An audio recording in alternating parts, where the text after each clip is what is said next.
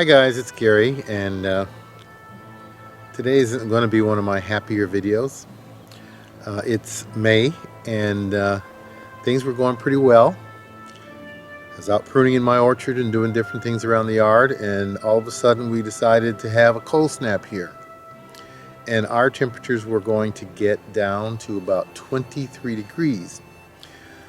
Well, the problem with that is, this was the first year that my apricot tree was going to have a really good crop. I had lots of blossoms, especially up around the top of the tree. And so I had a dilemma. I needed to know what was I going to do, because when I looked at the charts that I have that talked about how much damage you would have to flowers at different stages, we were, with my peach tree, we were at full bloom.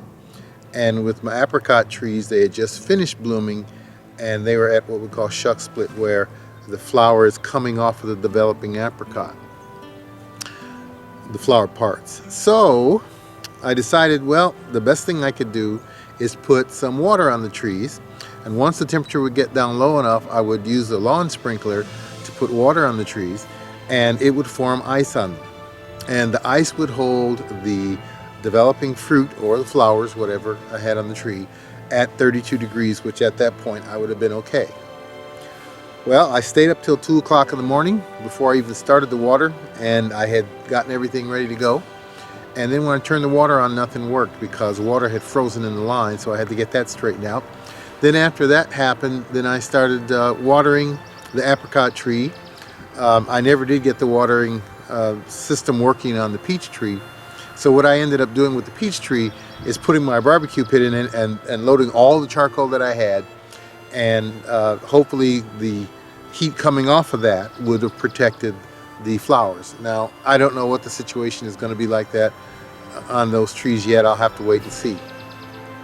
I'm not holding out too much hope. So anyway, I ran it all night, and what I should have done is maybe run it for an hour or so and then turn off the water, but I was so tired I just went to bed. And when I woke up in the morning, the tree was covered with an awful lot of ice, to the point that it had snapped off the main trunk. And 4 years of training my apricot tree, which I have nice little videos that showed you all the way from the beginning, went down the tubes. Now, on top of being here in my coronavirus bunker for weeks on end, because I'm really susceptible to those types of things, and the fact that I know about 4 people personally that have died from various things over the year, 2020 has not shaped up to be very good. And now to lose 4 years of training on my apricot tree, when I replant it, I'll be 70 years old before that booger gets back to where I was. So needless to say, I'm really down right now, but hey, there's other stuff happening. I don't know if I have any apples. I don't know if I have any peaches or pears. We'll check those out on an orchard walk and we'll see what happened. But my apricot tree is toast.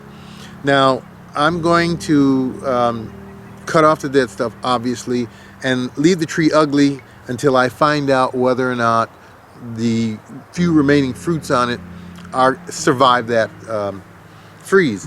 But if not, then I'm going to cut the tree down and start to retrain it, and I'll show you this as I go along. It would be nice just to show you all the good stuff that happens here, but that's not the reason I'm doing this. I want to show you what really happens and how I deal with it. And right now I'm not dealing with it very well. So y'all keep tuning in and we'll see how things go. See you. Oh, disgusting.